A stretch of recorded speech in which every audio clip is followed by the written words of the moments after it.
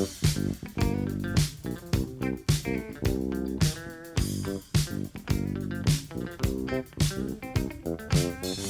cookies. I love cookies. I love cookies. I love cookies. Welcome to Cookies, the world's most influential basketball podcast. I am Ben Detrick. Jordan Redaelli is on vacation, and Andrew Kuo, to no one's surprise, takes 0 days off. Andrew Kuo, how is life treating you? Pretty good, Ben. Oh, sorry, I had to take off my mask, man. Pretty good. I'm in day 2 of this regular COVID-19 season. Feeling good, man. How you feeling? No complaints. I liked your little muffled mask voice. I feel like a lot of your takes could benefit from some sort of smothering effect upon them. Interesting. Which ones in particular? Oh, what a trap I've laid for myself. Let's talk about masks, though. That's what I really want to talk about. Nobody stop me. Are you masked up? Are you mask on? I have recently donned the mask. When I go outside to get groceries, I wear a mask now. I used to feel bad about it because I felt like I didn't respect my fellow human next to me. But it's to protect them. So now all the framing's changing. It's not to protect me so much as like if I cough or if I sneeze. It's just better for everybody. So yeah, I'm pro-mask now. We're mask culture moving forward. I'm still unsure of the proper decorum with masks. So I get if you are sick and you're wearing a mask, it prevents the distance of ejection via cough or sneeze or spittle, what have you. So to your point, it protects other people from if you have it. Mm-hmm. I feel like there is conflicting evidence or arguments about whether it helps the wearer unless it is an H95 mask that we shouldn't really have anyway, because people who are in very dangerous, precarious situations really need those masks right now. So illuminate me and other quizzical listeners here. Is the mask supposed to prevent us from getting the Roni, or is it just from giving the Roni? I think it's both. I just wear like a light blue dusk mask that I had in lying around, but I think they first told us that not all masks would work and we needed specific models, and now they're like, okay, all masks work. And I think the reason is to protect yourself, not only if someone's sneezes in your face, it stops some of that from getting to your mouth and nose, but also it literally protects you from touching your mouth and nose if you have a mask over it. That makes sense. That part I get. I just don't know if you put a t-shirt across your face and wrap it a few times. Is the mesh of a shirt, say a Cookies t-shirt that you've ordered from the Cookies Hoops store, can that high quality t-shirt mesh printed with a beautiful, well-designed image, totally, can it bully the germs away? Yeah, can it actually prevent via stern glares the COVID molecules or what have you from infiltrating the mask? Does that actually do anything? This is all basketball related, right? Because it's just choosing your best probability. It's not better than 75% effective, but a little bit, yeah, totally. Cover anything covering your mouth. Like, I always laugh because I've been a glasses wearer for most of my life, and every time I do like woodwork, which is rarely, or things that people have to wear goggles for, the person in charge is always like, your glasses work fine. It's just to prevent shit from flying into your eyeball. And I'm like, oh, that's all it takes? Like my glasses? Like, that's all it takes. So, yeah, a mask, a T-shirt over your head or your face, a bandana, maybe but with can it also go colors. into like your ears or your eyes? I mean, I get it. you're Yeah, it's a preventing a percentage small amount from going in, and you're covering part of your face.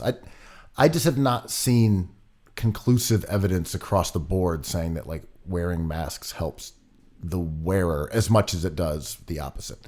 To Anyway, be I don't fair know. to I don't know. conclusive evidence, we have no conclusive evidence about anything. So there is no conclusive anything out there.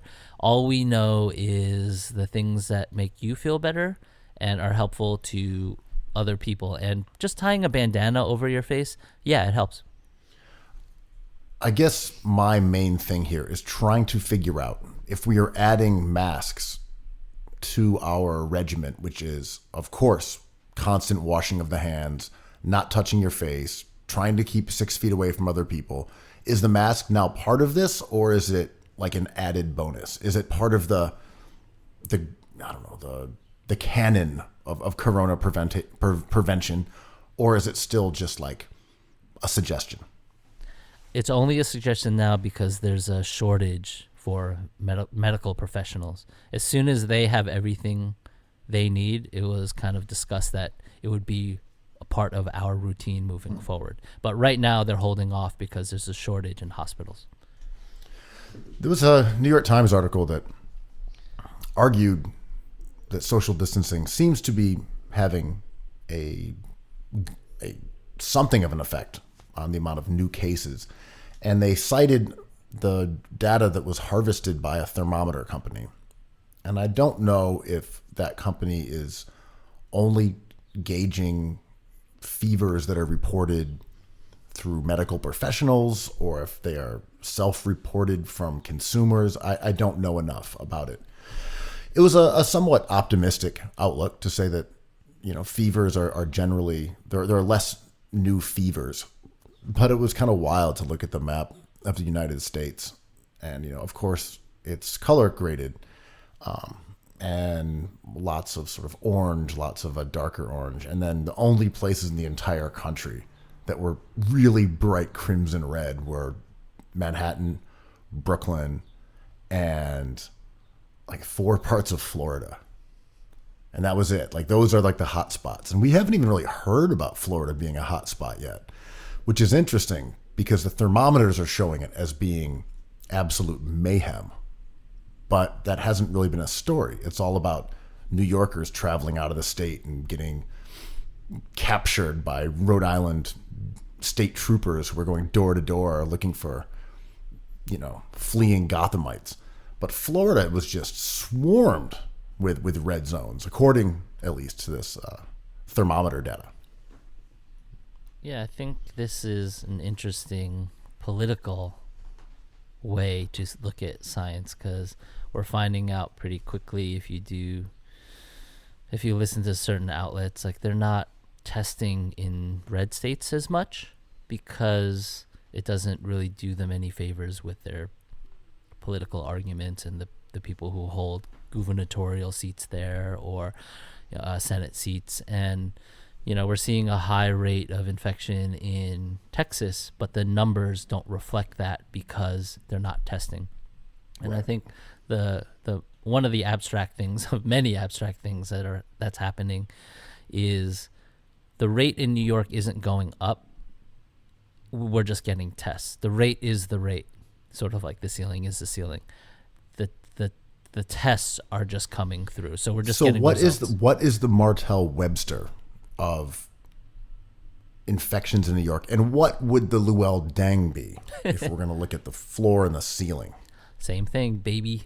I think the flattening didn't work in New York. It's not really working. That's not true. I don't think that's true at all in New York. But I mean, we're going to see a peak in 10 days, and then it'll change. Then they say 10 or 15. They said 21 a few days ago, and then lowered it. But the peak, we've argued about this before. Sorry to interrupt. I still don't get the math to how we are not. I mean, like flattening is an abstract term anyway. Totally, it's totally subjective. Which also had to do with the medical facilities. I'm more saying, of course, social distancing works. Like, of course it works. So saying it didn't work to flatten the curve, those are two different arguments, right? Because we're talking about flattening the curve as opposed to the medical threshold versus the idea of preventing further infections as of a certain date. And there's no way that social distancing has not been effective at curtailing an insane spike in new contractions. Like, no one's seeing other people.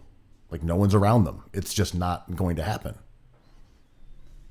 I think the spike is what we hoped would not happen, but right, like what is the curve? What is the spike? These are all kind of like nebulous kind of feelings that we put into it. I think this is the worst case scenario in this, like this is not an extinction level thing. I don't even like saying that, but this is what we didn't want to happen in New York, and it's happening.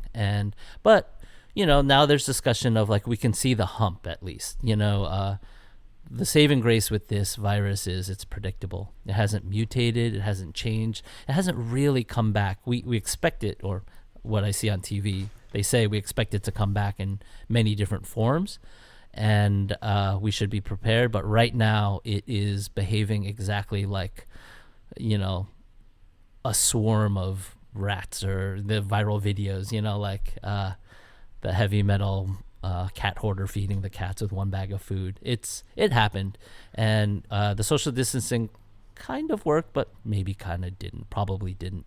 But that's okay, like. See, that's what I still just don't get. I don't get this thing that social distancing didn't work. Like, it definitely worked, at least in New York. People aren't passing it around anymore. Or are you saying that it already reached a point where it couldn't have infected more people? I don't know. It's reached its peak. The numbers are just terrible. We were hoping for better numbers. Right. I think it's more that we couldn't prevent it because everyone collectively acted after it was out there. That too. We may have helped with some mitigation, perhaps. Yeah, for sure. And I think because if we had just kept, I think that last warm weekend, dude, that was a killer. That they waited until a couple days after to start instituting rules, and it was that beautiful weekend. And I remember, like, we were already like opting out, and my friend hit me up, and she was talking about a party on, I forget if this was a Thursday or Friday night. She was like, "Are you going?" And I was like, "Going to the club? We're going clubbing?" And I was like, "I don't know about all that," and I did not go. And people were still out and about. We mentioned this before. There were people out sharing vapes and kissing each other on the cheek, acting totally normal, and it was beautiful outside. And like that same friend who had invited me to a party was like, "I'm just recovering from Corona," and I'm like, "Well, shit." That weekend, I think, really was the hammer. I mean, we just haven't been doing a good job at this, but it's fine. It's not fine, but it is what it is, and. People, we've been kind of debating this ever since we started going daily. And it's like, what is your interpretation of the rule? It's like, well, I have an out. It's beautiful. What if I do this? And, we represent both sides of that. And, my friend circle bounced around a little bit. They're like, well, I'm allowed to, like, take a train somewhere if I stay away. He didn't say we can't take transit. I'm like, this is all true. No one did anything wrong. But we as a whole in New York maybe are they keep saying we're the test case for the rest of America, and we are in a way, and because we're densely populated, but we're not going to get the tests in certain states, so it'll look different, but it's already there. And well, my tolerance for New York being blamed, especially individually in any way, is my tolerance for that is incredibly low to begin with.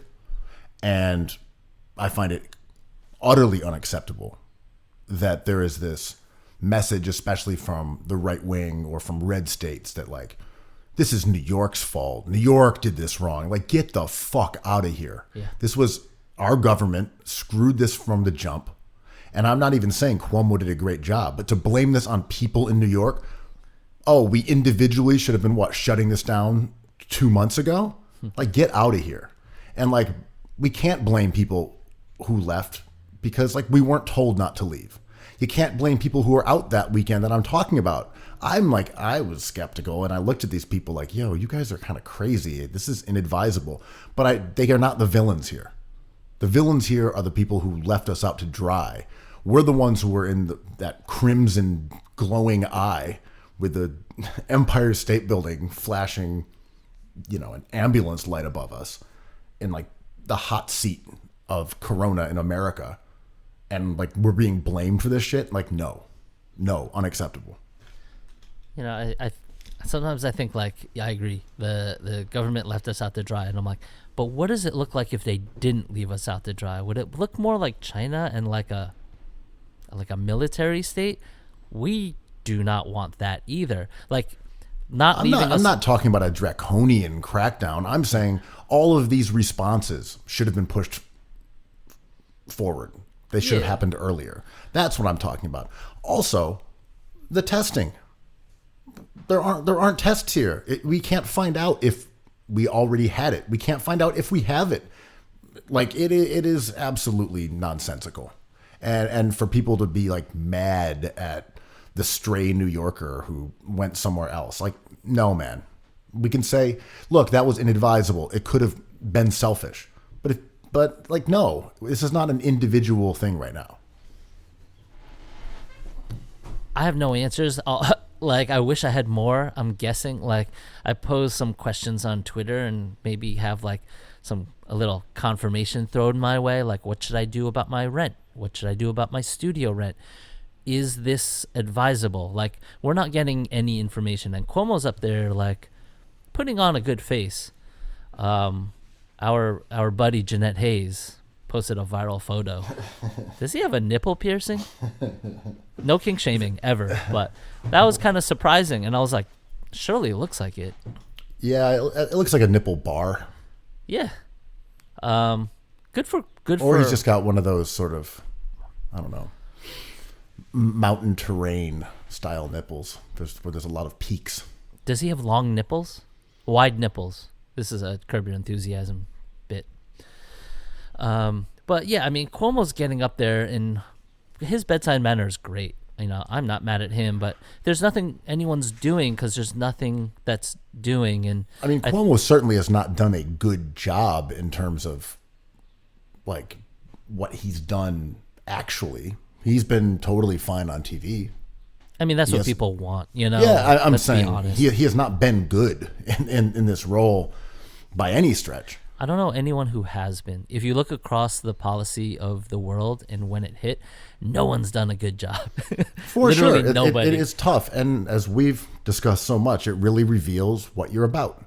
And Cuomo's lack of interest in helping out the renters and in letting prisoners out, he delayed on those things. He hasn't done anything about rent. It shows what your priorities are. And when Nancy Pelosi comes out and is like, we need to give some money back to the people who are making millions of dollars in New York and California. You're like, oh, that's your solution to this? It's like it shows who people are. I think that across the board, this is one of those galvanizing moments where you're seeing now strikes from Amazon and from Instacart and other people who are on the front lines of this, because the cruelties of America have been exposed, just like that of alternate side parking. It sucks being an adult because you realize that like there is no safety net. Like, you're on your own, we're on our own a little bit, and it's like a humbling feeling. When you're in your 20s, when I was in my 20s, I felt like there were things that would happen in something like 9/11, living through 9/11 as a 20-year-old, a very young 20-year-old. Stuff went down, like stuff happened. But if I was an adult at that time, I'd be like, oh, this is a travesty. Like, you're going to give us money? Like, you can prevent this thing from happening? Like, why did this even happen to our first responders? And I'd be furious. But as a young man, I didn't know how to really talk about it. And now that this is happening in my adulthood, official adulthood, I am not buoyed by our country's response to this. If you look at Canada, a place that has universal health care, and they're giving their citizens $2,000 a month for 4 months, and that passed today. They're doing that. Whether that takes care of everybody, whether that saves everyone's jobs, who knows? But that is a tangible governmental safety net. We are giving you $8,000 for 4 months, and you have universal health care. If you need a test, you can go get it. If you need treatment, you can get it. Those are totally realistic, tangible things. So the idea that being adult means you're on your own really depends on your zip code. Depends on which side of a border you're on. Because if you were in third world countries, like the United States, in terms of our facilities and our care for our citizens, no, there is no one there for you. I mean, yeah, being an adult in different countries is a different experience for every country. But, I can only paraphrase for the Canadians I know closely. And they're like, I don't know why Americans always talk about our system being better. It sucks. Like, we moved to America, and it's, like, equally as fucked. There are Canadians going home, man. They're literally going home. Yeah. Because our response is so viciously brutal and, like, uncaring towards people who don't have stuff. I mean, yeah, I don't want to compare Canada to America constantly, but, like, I do. And I don't know. It's not perfect up there either. They have their own issues, and America's issues. Like what? I mean, we're talking about something literal here. We're talking about literally. Like, for example, like if you don't feel well and it doesn't cost any money to go to an emergency room, but sometimes they're at capacity, so you have to wait, and then you have to pay a private doctor to take a look at you if it's like a broken leg or something, and that costs money. And if you go use the healthcare, this is what I've heard from our friends, who's a nurse actually, but it's complicated too. It's not as direct as you think. So the problem with their system is that occasionally it resembles ours. Yes. But I mean, you put it on a pedestal. I'm like, there's problems there, like. I'm not putting out a pedestal. I'm saying they have single payer health care, right, and they are giving people $8,000. Those are tangible things. I'm not saying it's Xanadu. Like, I'm not saying it's perfect. I'm saying it is obviously a better system in which your government is trying to look out for its people in some way, some small way. You are not left completely on your own. I mean, we're on our own here. We're just on our own. That's what I'm saying. I mean, it's been a tough go in America with healthcare. I think it is the model of which not to follow for every country. But, like, I was hoping this would be a debate for the election, but instead we're experiencing the effects of it more universally as Americans now, which is terrible. It's fucking terrible, man. Yes, I would agree with you. There is a universe that the Democratic Party is not completely compromised, that it is not rigging this election, that we are, as a nation, are actually going to the ballot box and saying single payer or our current system. Because as we know, single payer is far more popular if you look at polls in like every state among every demographic. And to your point, this utter calamity, this debacle, only reinforces what everybody already thought and everyone already generally feels. But we're not going to get that chance. That's the real kick in the teeth here. That like this could have been a calcifying moment for America to make a massive transitional shift into a healthcare system that is more fair and equitable and helps more people and makes us a better nation. But the odds are that in the short-term sense, it'll just make it even fucking worse. I mean, I hate when they compare this to war, but when we're at war, which is a horrible, horrible thing, these policies kind of get put on the back burner, even if it's the Gulf War or the crisis in the Middle East, recently. Like, all these things don't get prioritized right, and unfortunately, this goes down, and we're not going to get much reform. But I'm saying this is the crisis, right? The crisis is the debate. It's the same thing. That's what we're dealing with. It's not like we started a war while we were talking about the healthcare crisis. We're having a healthcare crisis while we're talking about the healthcare crisis. In another world, this would be the impetus for societal shift. But because of the way things are set up, it almost certainly will not be. You know what I mean? Like if we were having a debate about whether we should get into a war or not, and then a war breaks out, that is something that we would look at as a way to judge which way we should go. And that was like why Barack Obama became president, because he was against the war. And that was a huge trump card that he used. And for whatever reason, we have one candidate who is firmly on the side in that way that Barack Obama was, and the only one standing who represents the obvious correct side in this debate, but he is almost certainly not going to be a nominee from one of the two major parties. That's kind of what I mean here. I mean, he's done. I mean, whatever. I mean, I like him too. I mean, the interesting part of what you said is like the idea of UBI, and a lot of people like this, and other countries have done it. There's states in America that do it, and the argument against the candidates, plural, who wanted it was, well, we weren't in an emergency, and everyone's response is, yes, we were. And I think that's what we're getting at. Like, we were in a crisis point before this pandemic, and it just kind of revealed itself in awful ways.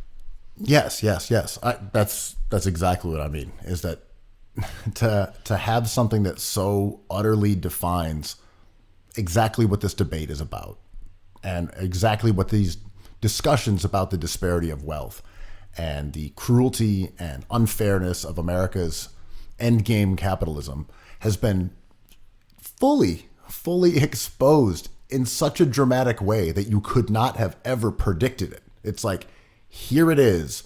We have prisoners at Rikers making $6 an hour to dig mass graves. Like, here it is. The doomsday hellscape of capitalism unfurled in front of you. And we're like, yeah, I think we're just going to keep that. That's going to remain. Like, it's tough. It's tough. Like, we have not seen this in our lifetime. This sort of unraveling of all the lies and all the nonsense and all the bullshit we've been told, the things that weren't possible to pay for. Oh yeah, $1 trillion. Let me write the check right now. All the stuff we were told we couldn't have, we could have had. We could have had all of it. Could have had universal health care. Could have had student loans just wiped, erased. Could have had it. All these things. We were lied to. And we're not necessarily going to be able to fix this either. That's I think the real sort of underlying truth that is hard to swallow. Yeah, I keep on saying this, and I accept the terms of how like this is set up. Like, there's the Rage Against the Machine idea, and Bernie Sanders and his message, and of course I think everyone is trying to rage against some machine in their opinions, but I look around the world and try to see if there's a better example. And if you piecemeal all the good things every country does together into one country, it's like, that sounds fantastic. But the struggles of people with different opinions, with not smart people in charge, is this unbelievable hill to roll the boulder up. And I don't feel defeatist in it. I believe voting matters, and I believe talking about it here matters, but holy moly, like, no one does this right. Like, in the course of history, no one has ever done this right. Anyway, you watching anything interesting? Yeah, man, I'm watching everything. What do you got? Give us some recs. I just finished Ozark last night, season 3. I really love that show. My favorite season was season 2 because of the performance of Julia Gardner, which was hilarious, and I think she won a Golden Globe for it. It was just like she carried the entire show, and I think they really played up her character in season 3. I don't like to judge movies and shows based off of unpredictability, but this one was slightly predictable, which is fine. Like, I like just going through a what other people know I'm involved in. Like the writer knows, when the writer knows like, oh, this is going to be a tearjerker moment, I'm like, I'll go there. But Ozark is kind of predicated on a little bit of surprise, and this season had less of it. And I don't know. Have you tried it out? We talked about this. I don't know. They all string together, but a few episodes ago, and I liked the first season, and I had mentioned how I kind of viewed it as a dark comedy. I did not see season 2. If I was going to get back into Ozark, would I need to watch season 2? Is it very linear in that regard? Yes and no. I think it's more linear than most shows, but I think you can pick up a show whenever you want. Like this one, the recap, you can figure it out through what happens. Is it a show that actually matters what happens? Oh yeah, this is the show that does. So the other night I got up to check up on a French bread pizza, and I missed a very important character. No spoilers, just vanish from the show because of an untimely death. And I was like, there was no music, that just happened, and then we moved on. But I found myself kind of thinking about, oddly, Sam Hinkie, and the main character, Jason Bateman, is kind of like a genius, and he's portrayed as a genius in the show. So he does all this stuff. He takes care of all this money laundering, his family, his own emotions. He's kind of like this weird, like Freudian super ego, and he is so interesting to me as a problem solver that all these weird people who get in his way, like in this season, his brother-in-law, now his son is getting grouchy. I'm like, can you just let him run this casino? I just want to see this happen. Like everyone, like the NBA is getting in the way of Sam Hinkie doing his things. Like, oh, everything will be better if you just let Jason Bateman do his thing. So I found that to be a little frustrating in season 3, where they would try to throw in wrinkles or wrenches into his plan. I'm like, these aren't really interesting wrenches. It's just people being mad at him or being nuts, My main issue with Ozark was based on the first season, and that it didn't make sense for them to go there. Like, it felt too much of a premise for a show. I did like it, but the whole thing never passed the sniff test to me. This family on the run would go to the Ozarks and try to set up a money laundering organization? Like, why? Why the Ozarks? Like, you look at that community and you're like, this is where money laundering goes down. Like, I don't know. I did like it, but I had that had to get over that veneer of skepticism initially for the strategic idea of going on the run to a sort of coastal town with like one middling strip club and seasonal guests at like a jet ski dock. Anyway. Yeah, I mean, the Ozarks had a moment, I think, and I don't know if it started or involved Bourdain going there, but it had like a few years where we cared about it or we were talking about it. And then as I was watching season 3, I was doing a little bit of research and Google mapping it. There's a lot of money there, and I didn't know about it, but there's like a ton of wealth disparity there, which makes for a good story for sure, because this whole thing is upstairs, downstairs a little bit. And Invasion, which is American, an upscale rich family invades their town and changes everything and disrupts all the crime that has been there for generations, which I think is a great premise. And it's beautiful. Like the scenes are like, I don't know why we all don't visit the Ozarks. It looks cool, man. I tried watching the show Devs, and I didn't love it. I saw the first 2 episodes. I thought they were okay, but it felt like it was veering towards very metaphysical sci-fi terrain. And it's a new show. I want to say is it on FX? I think. Mm-hmm. It initially stars Zoe Kravitz's husband and a cast. I didn't know who that was. Which one is he? He's the Russian kid. Oh, no way. Okay. Yeah. And you know what weird fact about that guy? Yeah.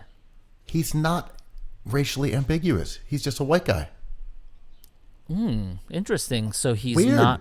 not from like Eastern Europe? No, he's a white dude from the Bronx. Interesting. And his background apparently is like British on one side and like Irish on the other. I was stunned. I was like, oh, this guy, is he Slavic? Is he, of mixed heritage? No, he's just a white dude from the Bronx. He passes. I mean, he's believable as an Eastern European or Russian. People always mistake me for being Korean. We've talked about this anyway.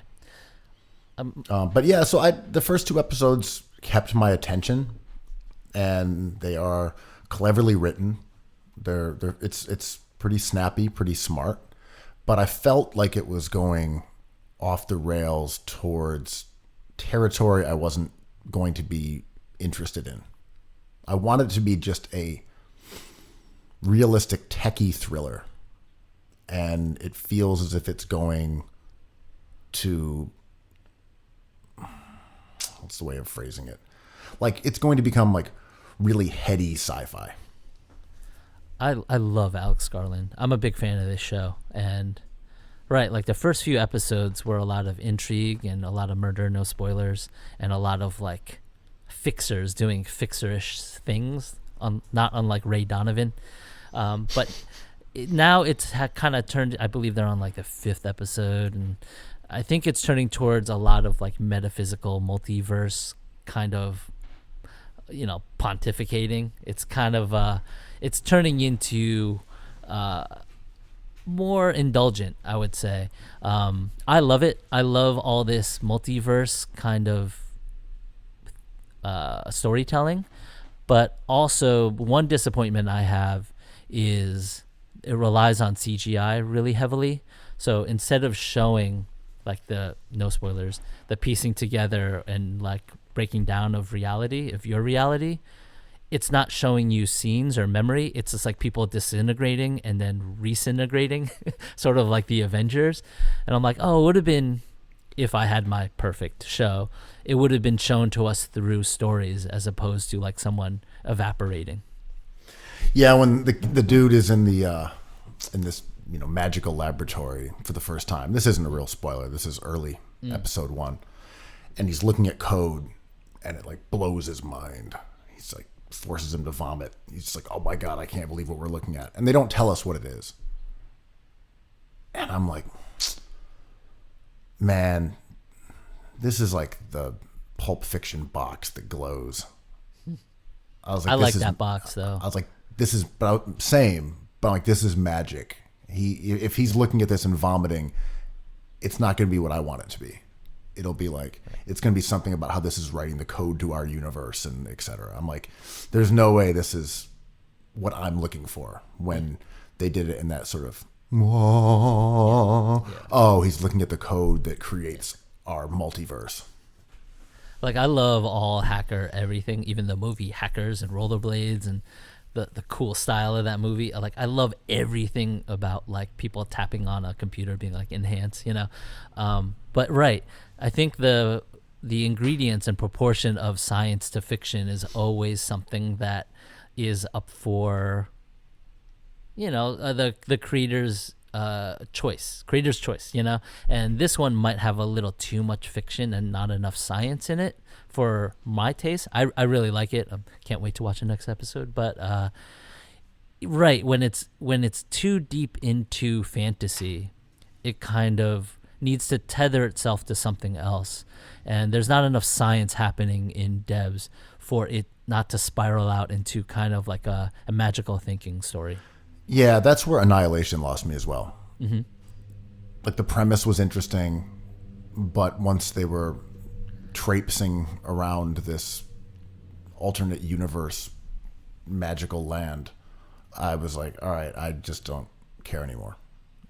I just became quickly, I just lost interest. I didn't feel like there was enough storytelling. I didn't feel like there was enough sort of, I don't know if there was enough dialogue. It was like we were supposed to be impressed by like, I don't know, kaleidoscope colors, and I'm just like, you know what? I'm not absorbing the awe that you are watching on screen. Like, those things don't necessarily work for me. That movie worked for me, and I know it wasn't well loved. I like Oscar Isaac quite a bit. I like the kaleidoscope imagery. The one thing that disappointed me about Annihilation, I love simple allegories. Like, the simpler it is, I think you get to something kind of interesting, and I can watch it for a couple of hours for sure. But the creature design really let me down. It was just like, I expected something a little more creative rather than like a snarling Lord of the Rings character. I'm like, does this allegory take this form? Like, we've seen this form before. Oh, man, I just remembered the ending to that, too, and how much I disliked it. I had forgotten all about that. Yo, science fiction is not for everyone, and it's sometimes like, right, Annihilation, I'll not stand for Annihilation. I enjoyed it, but... Some people love that shit, though. There are people who are very, very into it. Yeah, I totally forgot about that nonsensical ending. Look, I feel like... He is not, you cannot really fact check Alex Garland and be happy. He kind of lets stuff go. He's loosey-goosey a little bit, being like, oh, this takes place in the Ozarks. And you're like, I accept that. That's fine, but don't push it too far because you're going to lose me. And Alex Garland kind of veers on the edge of believability, even in a science fiction way. But I love it because we don't get movies like this. Like, he's kind of one of the few people doing it. Like, Ex Machina had its flaws, but it's kind of a really cool movie to have exist, right? Yeah, there's something about what he does that seems to rub me the wrong way.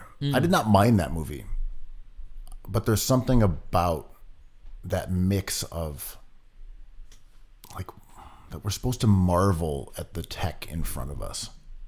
That he imbues things with a sense of awe from both the characters and like the soaring music or the what's supposed to be emotional resonance. Soft lens king. Yeah, it just doesn't I don't pick it up. That's it's like fair, man. when, the people see a brontosaurus in Jurassic Park and the strings go off and they're like, oh, and you're looking up at this towering brontosaurus going through Jurassic Park. And I'm like, nah, that's a movie, man. Yeah. Like, I'm just watching a movie. I'm not filled with awe at the universe of what you've created, my guy. No, totally. I mean, that's the trick, right? If it can't get someone on the cusp, then it has failed, Like, science fiction just has me with like the buzzing space cars and stuff. It has me, so I don't even matter. I'm the base. I'm the 30% base, but you're right. Like, I think Alex Garland has a tough time reeling in people who want to give him a shot. And he's a little highfalutin, He wants to present these ideas as truths, and you're just like, yeah, it's kind of hazy, buddy. Yeah, that's exactly what it is. That's totally it. It's that I don't feel impressed by the ideas that he's trying to impress me with, which is not a commentary on the ideas themselves, but the presentation. For sure. Did you like The Beach? Even he didn't direct it; he just wrote it. What was that about again? Was that DiCaprio? Mm-hmm. That island, the secret island where it's like a utopia, but it's basically a commentary on capitalism. It was okay. I mean, that era of movies was prime Leo, though. Prime Leo. It was cool, and Tilda Swinton was the Jesus figure, the guru. I mean, yeah, she was sick. Yeah, I thought it was a good movie, but I rewatched it recently, and it relies heavily on music that sounds dated now. So that kind of hurt its case, but it's a watchable movie still. Speaking of things from yesteryear and movies made then, there's the new documentary coming out that's got all of basketball Twitter a Twitter. Yeah. The Last Dance, a documentary that was supposed to come out in July, I want to say, about Michael Jordan and the Chicago Bulls, is being pushed up because of the lack of basketball and the captive audience at home to April 19th on ESPN. Are you excited about this Chicago Bulls Michael Jordan documentary? Man, to be totally honest, no. Go off. These narratives and this story, unless it's different, I'll definitely give it a shot. It just seems like we know what the point of view is gonna be. I am tired of placing the crown on this guy over and over. He's awesome. He is the second best, possibly third best player of all time. That is at least top 10. In history, you have to talk about Michael Jordan in basketball. And that's incredible. I can't wait for the Durant one or the LeBron one. Like, that's going to be Tim Duncan one. Yeah. Fantastic. The Chris Paul one, Shaquille O'Neal, David Robinson if you want. But Chris Paul one is so good. I would be very excited for that. I'd watch the shit out of that. Yeah. I mean, we know a ton about Michael Jordan already, and we know nothing about Chris Paul, kind of. Like, what makes him tick? A 5-part miniseries, baby. Is it just pursuit of greatness, or is it an internal quest for greatness? What is it? Is it greatness personally or professionally that drives Chris Paul? Napoleon Bonaparte season. Are you excited? I am excited to see basketball Twitter, basketball social media galvanize around a project, for better or worse. Because this shit where you log on, you hit up the modem, you jump on the internet, you're surfing the web. Yeah. And Bradley Beal is trending. Oh my God! No, I not wanted Bradley to interact. Beal. It was too dumb. Not him. Hope he doesn't have that Roni. Oh, you're arguing about what? The best backcourt of guys from different franchises with him and what? It was No. really weird. I know we're all trying to talk hoops and kill time. Understood. But I'm very excited for people to be able to talk about like this doc, where people can all talk about something at once that's happening in real time. We got to get back to real time with basketball here. We're all spread out. Yeah. We're from 1996 till now. People are all over the place. Like let's bring it back to 2020 by going back to like 1996.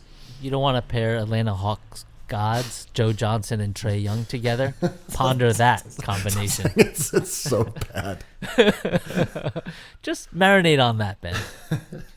Eric Montross and Ed Pinkney. You're like, all right. Wow. I was not expecting those names to come out, but I'm happy they did. Maybe the media got to me. But I think, yeah, I mean, the Jordan thing, I want to see beautiful stuff. I love 24/7. I miss that HBO special with Liev Schreiber, narrating these weird poetry over slow motion guys and explosions in slow motion footage of boxers and explosions in the sky music on top of it. Like, I really want that, and if anyone wants to do it, I'll watch.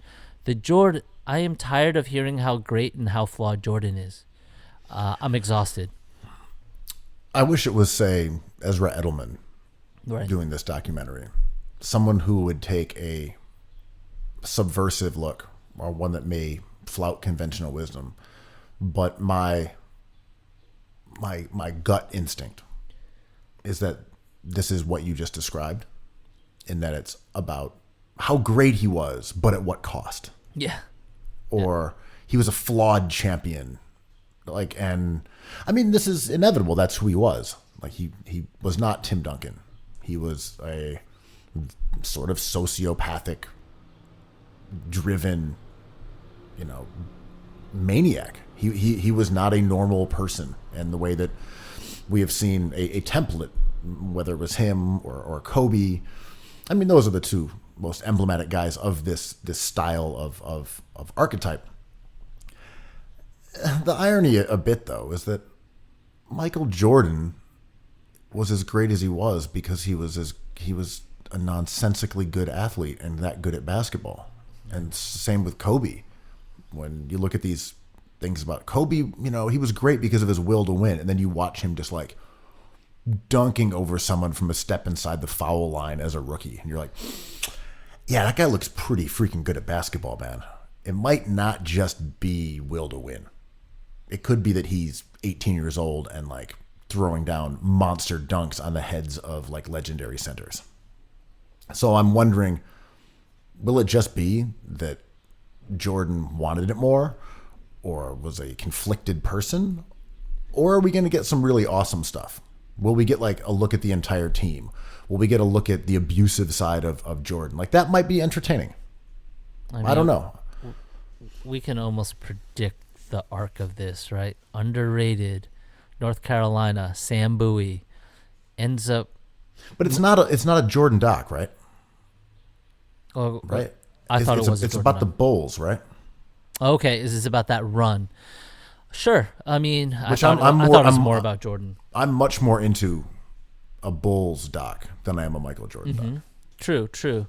Yeah, I wanna know more about Phil Jackson. Honestly, like that would be one person I am most interested in, just so I could roast him more. But like, I want to know more about him and his weird Alex Garlandy philosophies, you know. But right, it's just the immense talent on that team. I want to know how bitter Scottie Pippen was. Horace Grant, fantastic player that no one gives credit to. What was he thinking? He was advanced metrics god for a while. He does well when we look back at numbers, I think. Yeah. Great rebounder, great defender, good passer, efficient scorer. Like Horace Grant was a lot better than people think. You know, he was viewed at the time as their third best player, which was accurate. But he was closer to a third star than sort of a third wheel. Yeah. I mean, I'm going to watch it. I'm tired of thinking about Jordan, but I'm not tired about thinking about the Bulls at all. If they were going to make documentaries about other teams of yesteryear, who would you like there to be a 7-part series about one season in the life of a franchise? You know, I'm sure you'd love like a Jeremy Lin doc. Yeah. Obviously. Yeah. But like what, it could be Knicks, it could be whoever. Who would you like to see turned into a doc? Man, I don't think there's any length that is too long for a documentary about the 0-2 Clippers with like Lamar Odom, Darius Miles, Elton Brand just got traded there, Quentin Richardson, and all the things we know about Sterling and how that organization was run and misrun, perhaps, and all the fights they had with the city and the Lakers. I would just gobble that up, man. Give me 15 hours of that season. It's a different type of documentary, but does that sound interesting? No, I'm into that. I like that one. I'm trying to remember which those teams were not good, right? No, see, that's the problem. It would just be like I'm watching Fear of the Walking Dead, and it's not quite about zombies. It's about everything else, you know? So this documentary would be off-court stuff. Yeah, I was trying to remember the team that ended up going to the playoffs, but that did not have those guys you're talking about, unfortunately. That was the one with Cassell and Elton Brand and Sam Cassell was a baller, man. And Coutinho Mobley. Like they were pretty decent, but that was not the team you're talking about. I'm with you though, because if we're talking about guys I just am interested in or that I would like to see vintage footage of, give me that 08 Denver Nuggets team. Yeah, the three Kings. Iverson, Melo, JR. I would watch 7 hours of footage talking about their season together. They lost in the second round of the playoffs, maybe. I forget. They were not a good team. What dynamics would you be searching for? That they were three of my favorite players of all time, and they were all on the same team. And at that point, JR was interesting, but he was not the legend JR that we now know him of. So it would be nice to see JR more in the context of being aside these awesome dudes. And they also had some other guys on the team like Marcus Camby and Kenyon Martin. That was a fun team. I think the gold in that documentary would be obviously the superstar in his twilight and the superstar in the beginning of his career, and how their expectations of what they are and what they are moving forward kind of counteracts each other and mirrors each other in various ways. So watching even just Melo and Iverson in a documentary would just be so fascinating, right? Like this is like beautiful music and like Liev Schreiber written all over it, like the old grizzlied fighter versus the young Olympian, right? If we're looking for those kind of narratives, I don't know what their interaction was like. It could have been as you described, or it could have just been like they were buddies. I have no idea. What's another team that could have like that better storytelling? Man, because those two teams we mentioned are more character driven. We like those guys. Right. They're not narrative based. Yeah. I thought about the small town, ironically the same year as the Clippers team, the O2 Kings, I thought was such like an odd American story. You know, Weber was a reclamation. He had gone through a really tough profile, media profile in Washington, D.C., and especially his well-documented failures at Michigan. And to have him land in a small, odd town in California and kind of rehabilitate his image, I thought was so interesting. And he was so comfortable there. Also, Vlade Divac, a foreign player who was as colorful as, as you can imagine, always good for a soundbite. And Peja Stojakovic. It was such an odd American amalgamation, right, of all these different stories we love to talk about. There was something about that Kings team that felt new in the way we also felt when we looked at, the recent Suns, or I'm sorry, the D'Antoni Suns, or the recent Warriors. That's good. Yeah. We're looking at something different, and there was a feeling of that in the style of play that was associated with the Sacramento Kings. It wasn't that it was so different from, run and gun, Lakers Showtime, but there was something about it that made it feel contemporary. And I think it was that Chris Webber was an iconic character of our generation, going back to Michigan. For sure. That Jason Williams, like White Chocolate, stylistically, the way he played the game, and he might have been gone by showmanship. Then. I think he was. I'm not sure which season you're talking about. General, there was yeah. Bibby. Yeah. But the Kings franchise had a distinct sense of modernity, and with Divac as the kind of old school center, but it was a great passer, and Weber was a very good passer, and they would whip the ball around the perimeter, and they were better with Bibby. But I think going back and finding that season where they lost to the Lakers and were probably cheated out of a potential championship, and going through that series and then the fallout from losing that would be very compelling. Yeah, and of course I want at least an hour of this 15-hour documentary devoted to possibly rigging of the NBA to create a better finals product. And we found out that some refs had been betting on games, and there was all these rumors that Stern was trying to orchestrate a better product, which he did. These were some of the most memorable seasons of my NBA life, but there's many complications as to why that was, I think. Yeah, the O2 team was the one that had Bibby, Christie, Vlade, and Weber, Gerald Wallace, Bobby Jackson. That was the team that the controversy surrounds, and their 7-game loss to the Lakers with some astounding refereeing. They lost 3-4, right? Yep. I would love to watch a doc, because that's the culmination of the Kings story, and that was sort of the collapse of their contention for a chip. Was really felt like it was that moment. It was their time to seize the mantle from the Lakers, and they got jobbed. And the Maloof brothers were so present, right? Oh yeah, they were so awful. So awful, and always courtside, and always hamming it up and creating the value for this product that they soon sold afterwards, I remember them being on, I don't know if it's Inside Stuff or just a halftime show. Yeah. And even being really young and watching the Maloof brothers and being like, these guys are the problem.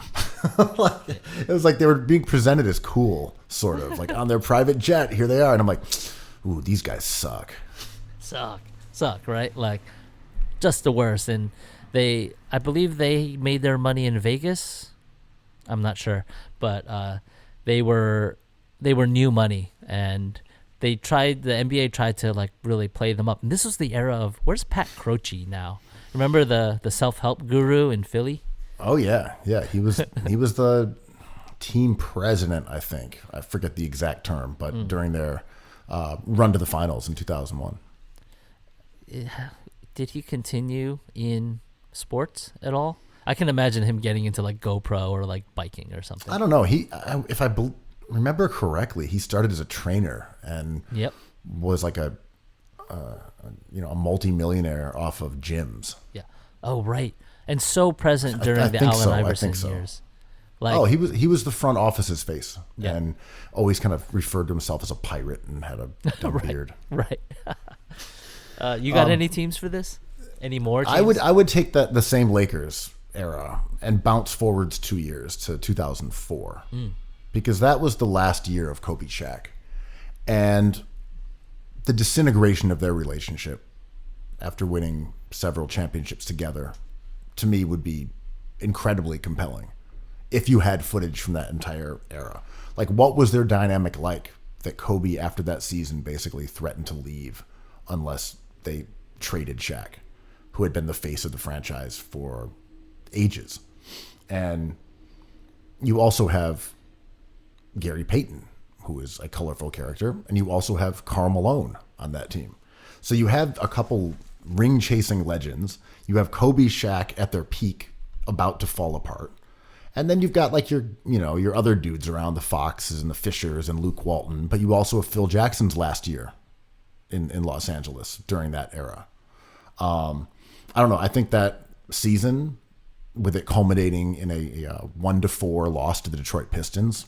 I thought you were going to say a rap verse about someone's ass tasting, but go on. That was really the culmination. They rocked the Spurs with Duncan. They beat Minnesota in KG's longest run in the postseason in Minnesota, and then they got humiliated by the Detroit Pistons in the finals, and then sort of disintegrated the franchise. I would love to watch about that season, despite the fact that I don't like the Lakers. Incredible, and there's no denying that the star power on the sidelines would be interesting. That's an opportunity for like a Jack Nicholson interview, or even interviewing Jeannie Buss and that family and the difficulty she was already having at that time with her brother, allegedly. There's palace intrigue there for sure. You had Malone's final season in the NBA, and his thing about like, I'm looking for little Mexican girls, about Kobe's wife. There was a lot of shit going on that team. And then, Phil left, and then Rudy Tomjanovich came in the next year. Mm-hmm. There was a lot of palace intrigue, as you said. I think that's a good way of phrasing it. But the real palace intrigue was in Detroit. That's what they call it, right? The palace? Something? Forest Hills or something? I don't know. The malice of the palace intrigue. Yeah. But, when we were talking about Kobe and Shaq, I'd been thinking recently about the Miami team and how we just kind of forgot about the first Miami championship. We think about Wade and the Heatles. We knew he had a ring and had done it, without LeBron. But I went back and looked at that Miami team from, 2006, that beat the Mavs in the finals. That team was weird as hell. Big shorts, man. Very big shorts. Huge shorts. It also doesn't feel like a team that existed when you look at photos. You're like, okay, yeah, there's Wade. We knew he was there. Shaq spent a little time in Miami, won a chip. There was some ass tasting after that. Employee number 8 who makes baskets. Right, and then you're like, Antoine Walker was a prominent part of that team, and Gary Payton, and oh, there he is. There's White Chocolate. It's like, what is this team?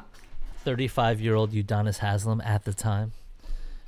Yeah. Honestly, it does not feel like a team that I remember at all. If you had asked me who else was on that team prior to me looking it up, I would have said, I don't know. I might have just blanked on it. I might have said Udonis Haslem. It's always surprising for me to remember that Alonzo Mourning and Shaquille O'Neal played on the same team. I had forgotten that too.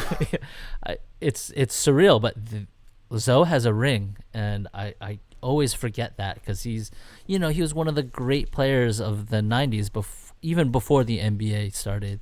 And he's such an indelible part of Knicks history and kind of like a lovable guy. I'm always a fan of Zoe, but I forgot that he was kind of the ring chaser of that team.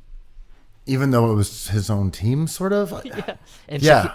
And Shaquille O'Neal had played one more year in the league at that point. Shaquille O'Neal had played 13 years in the league, and Zoe only 12. That's weird. Crazy. That's crazy. Well, they were the same draft year. That's right. As Shaq pointed out in a classic line from the Fushnikin song. Oh, yes. He was the number one pick, not Christian Laettner, not Alonzo Mourning. Yeah. Alonzo, man. I think he's a forgotten great, but Derek Anderson was on that team. Remember when Jordan Brand thought he was one of their hot pickups, hot signees? Yeah, it's true. I don't think he ever got his own shoe, but he was definitely plastered all over billboards. And I was like, Derek Anderson, interesting choice. He was pretty handsome, if I remember correctly. I think that was one of the reasons people thought he was going to be good. And he might have been a good dunker. That's dribble bias to a D. Clay bias. Actually, the guy who doesn't get discussed enough is James Posey, because he was a baller. He gets his credit, though, but you're right.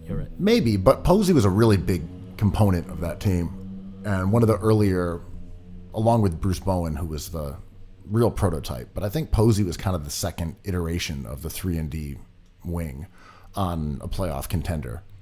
At least, he won a ring in Miami, and then 2 years later won a ring in Boston. Like, he won two titles in 3 years, playing pretty close to starters minutes in the exact same role of like defensive stopper, took most of his shots from three, hyper efficient, really didn't dribble the ball or do anything else. Cool player. It's a fascinating team, and when I look at what happened with them and how they got there, I am just like astonished at how good Dwayne Wade was. He had some individual performances in that finals that I don't think I'll ever see again, where I forget what timeout, where he was just like, I am not losing this game, guys. And he just marches up every offensive possession and converts and converts and converts. Draws a foul and draws another foul and then a third foul. Obviously he had probably, if I looked at it again, he had some help from the refs, but he took over those moments in a way that I thought was worthy of like making him like mythological. It's like, this is undoubtedly incredible what we're witnessing right now. And I don't love his new, his Heatles persona as much, but his play during this era and on this team, really just, shout out to a baller like that in that moment. It's incredible. Wade was phenomenal in that playoff series, and I've never been a huge fan of him aesthetically. He had such an incredible burst and ability to get to the rim, Flash, that it was almost effortless, where, I don't know, there was something about him that never really captured my imagination. He never really seemed to have to use a lot of guile. He just kind of would go around people and score, and was just, I don't know if it was his explosiveness or his twitchiness. I don't know. I always thought he was a fantastic player.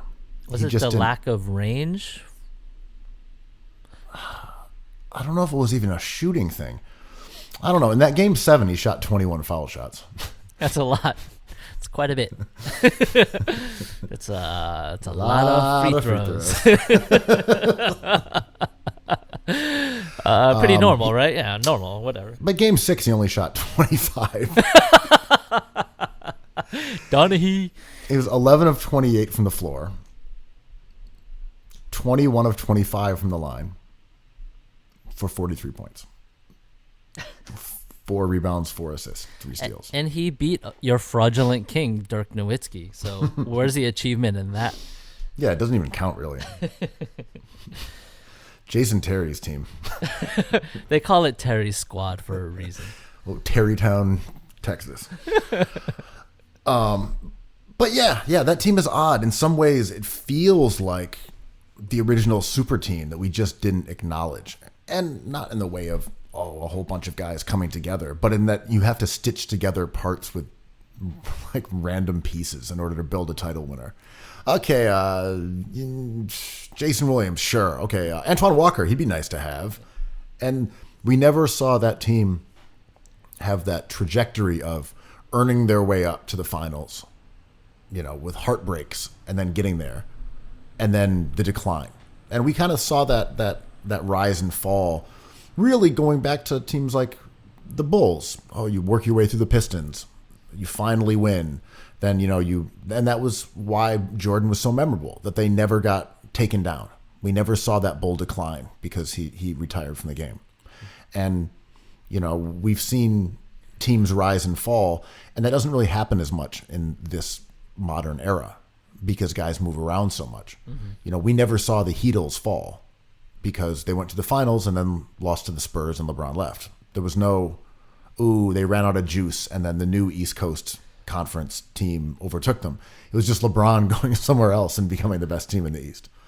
But so this Heat team was almost an early forerunner of that because you had one really good player. You added, Walker, who had been an all-star in Boston, and then you added an aging superstar from the Lakers, and all of a sudden you won a title, and then they kind of disbanded a couple of years later. And shout out to players like J.R. Smith and Antoine Walker, because any team they're on is interesting to me. If every single Antoine Walker team, fascinating. Every single J.R. Smith squad, fascinating. Dion Waiters has some of that. And I'm not just talking about like mercurial players, but maybe I am. It's just they add such spice to it where I'm like, what is going on in the locker room? Because these guys are hilarious and emotional, and I just want to know everything.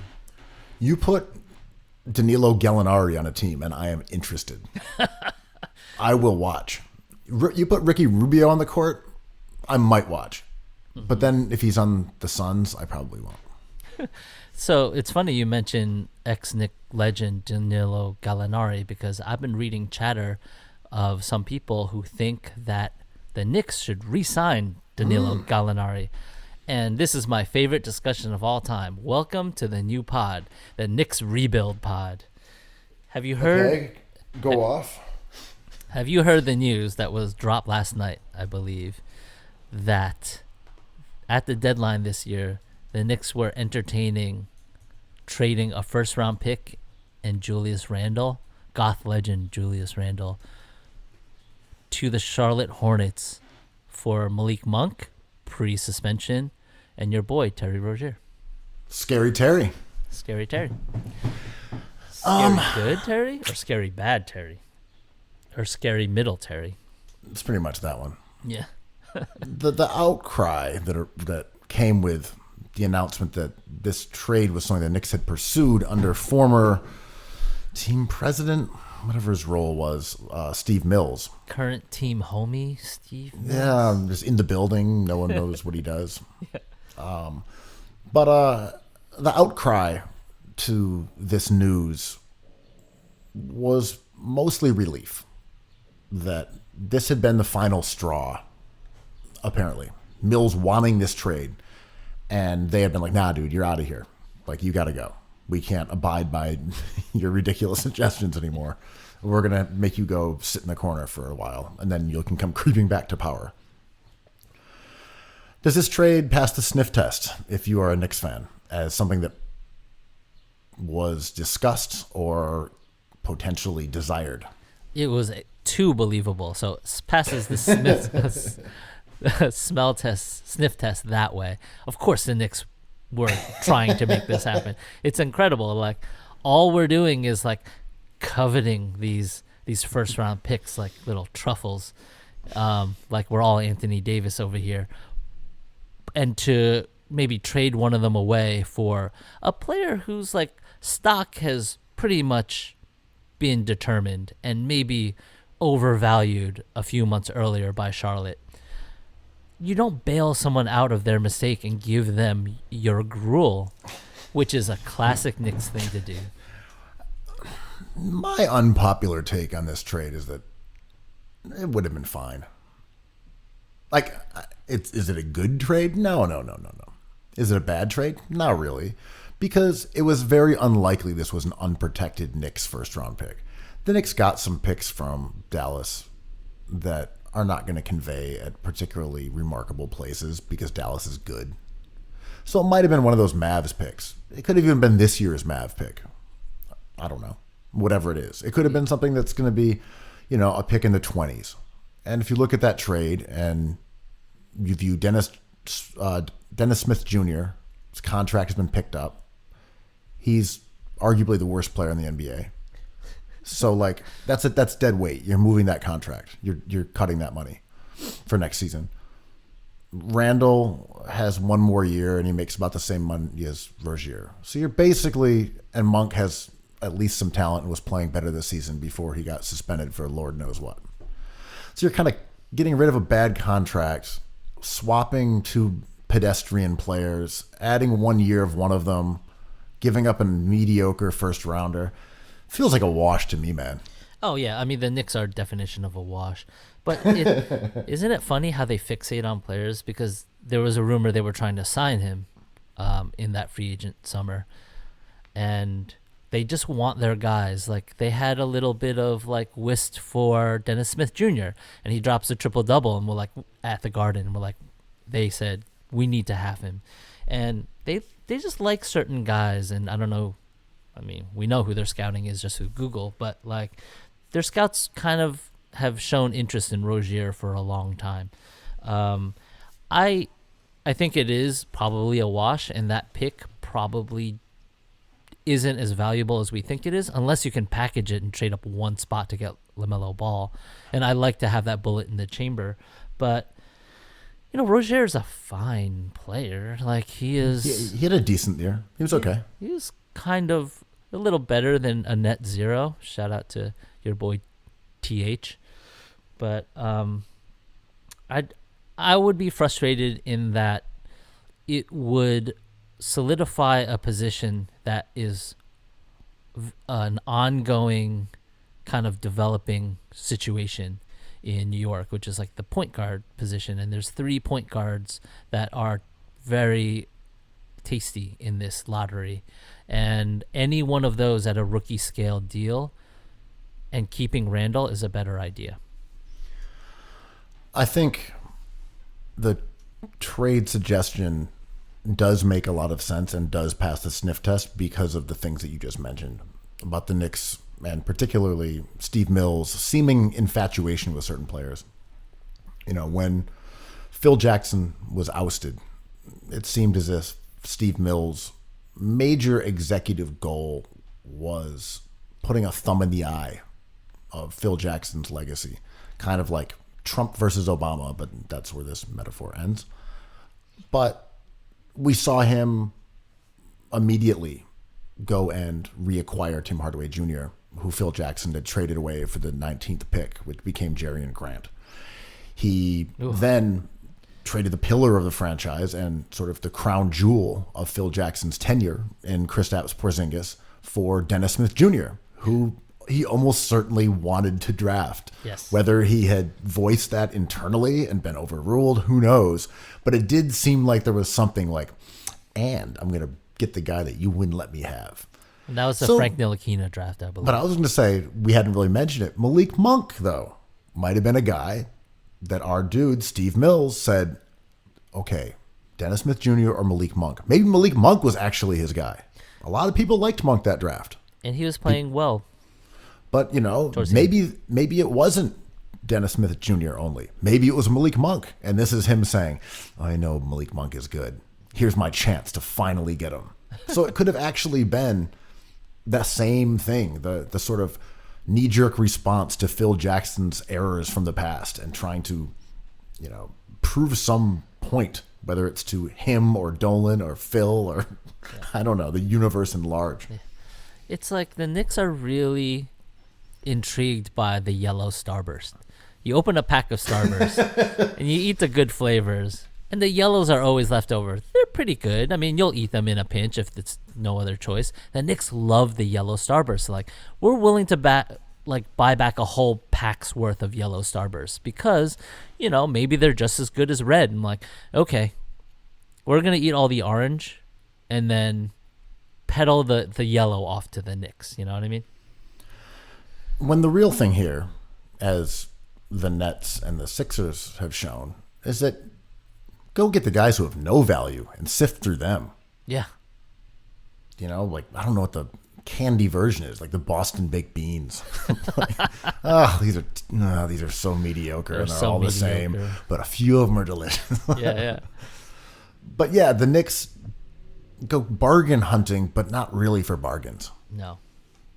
It's like, what are you going to do with those yellow Starbursts? I'm like, probably eat them. Why? It's like, we'd like to ask you about them. The Knicks tried this for a second with Mario Hezonja and Moody Eye, and that was the right move, and they didn't sign them the right way. They only gave them 1-year deals, which is kind of counterintuitive when you're trying to discover value. Yeah, they almost got it right. Yeah, almost. I mean, it's almost a lose-lose situation for them at a 1-year deal. Because then if you create value for them, and if they're young enough, you want to keep them and their value has been driven up, you want to sign them to 2-year deals with a team option. They did manage to flip a Morai, though, so I got to always give them credit for that. Well, yeah, you want to do the hinky special if you can. If someone is willing to, sign those kind of deals. They did the same thing with acquiring Vonleh. Played pretty well, decently enough to have as a rotational piece, and then didn't trade him at the deadline and let him walk. Is he even in the league anymore? Did he go back to Portland? Or no, Bulls? I don't know. But yeah, the Knicks can't get anything right, and what I love about this story is Nuggets. There you go. He's Sorry, on the guys. Nuggies. Huh. Yeah. That's a great team. Did Shout not out play to much Vonleh. this season. Yeah, I have not heard his name much this year. But the Knicks, despite themselves, like a broken clock, will end up in fine shape by draft time because, I don't know, maybe Jordan turned them down or it didn't materialize like they hoped. And I think if you were a fly on the Knicks wall in their war room, they'd be like, how do we not have a star we have all these draft picks and we have not been able to turn them into a marketable player for our fans. Meanwhile, the fans are like, oh, those draft picks are what we want.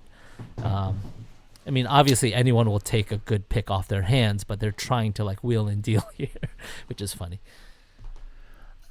I don't know what the Knicks' plan will be going forward. They're an odd franchise in that they have nothing. They have some future picks, which is nice. They have cap But space. otherwise, they just kind of have nothing. They are fully inert. I like Mitchell Robinson. He's an interesting, exciting player who has a lot of talent. They have not yet been able to identify a superstar yet.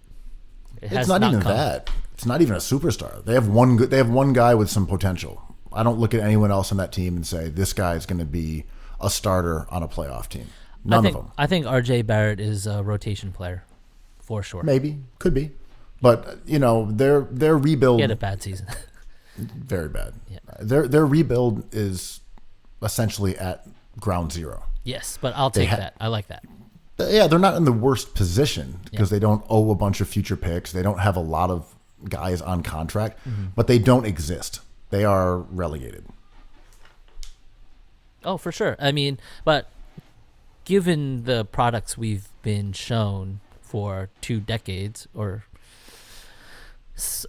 kind of a long time, a generation, I'll take this out. Yeah, I'm just saying they're even less existential than those teams. This team doesn't exist. There's nothing. Yeah, there's nothing, and I think a lot of it's bad luck, man. I always think of, wistfully pined for Ja Morant because the lottery balls were the lottery balls, but there was a chance at Ja Morant, and everything is fine. You just have to give yourself a chance at a Zion or Ja, which they did. Unfortunately, the odds are worse this year. I know you make fun of me for caring about odds, but this draft is deeper and not as top heavy, so we'll see what happens. But I think they can do really well. Halliburton, Hayes, or LaMelo. Let's go. My biggest issue with them is that they generally have not taken advantage of these seasons when you're out of the NBA. And they've made a few inroads. The Morris deal was one. But in order to get that first-round pick from the Clippers, they had to play Marcus Morris for, a huge swath of the season, and they had to pay him $15 million or whatever they paid him, $17 million. I don't know. Stupid. They ended up ultimately getting their value, basically. If you sell $17 million of cap space, that's like the equivalent of like a first-round pick. And so they ultimately got something for that money. But they didn't need to spend the whole year amassing value via Marcus Morris in order to earn that money back. So, it is a positive. It ended up okay. But it was not a shrewd way of going about business. And they spent a lot of money and minutes on guys who aren't going to be a part of this team going forward. So they could have identified some of those guys, those Boston baked beans who are floating around, and they could have had a few little guys with some potential who are on very cheap long-term contracts, and they don't have them. But it's like, and that's kind of a bummer. It's like wanting an apple to be an orange. The only good things that seem to happen out of the Knicks is through calamity, because you're right, as you say, the Marcus Morris contract didn't make much sense. But now we know, just through the Mills demotion and the Leon Rose hiring, they thought they had a contender on their hands. Right. It's like, what? I thought you understood that you're wearing white face paint and staring at Randall's, but you're not aware. There's no mirror around for you to see the King Diamond makeup, Yeah, I mean, they gave, accumulation of 3,500 minutes to Bobby Portis and Elfrid Payton and Taj Gibson. That's a lot of time to dedicate to people who are not going to be a part of this organization in 2 years. Shout out to the NBA system that can somehow support the ineptitude in New York, which is pretty awesome. It's like, all right, the worst teams get the higher chance of the good picks. I'm like, what? Oh, you're going to help the Knicks? It's like, yeah, there's a salary cap, so, do what you will with that. I'm like, another helpful thing for the Knicks? It's funny how much the system is a parachute for teams that don't conduct business well. Well, and that's the ultimate irony, right? The system is set up to reward teams who are bad. It is. And the Knicks don't take advantage. No, because they think they're system. Good. Right, because they have their wrong goals. Yeah. Take advantage of the things that are afforded to you as a bad team, which are using your cap space to acquire assets. To create more value. Yeah. Future draft assets. Also, trade off your veteran players to get future draft assets. Mm-hmm. And beyond just being bad and getting higher draft picks, you have the opportunity to play guys who are marginal NBA players, find out which ones work, and sign them to cheap contracts. These are all the things you can do when winning doesn't matter. And the Knicks are like, winning matters. That's all that matters.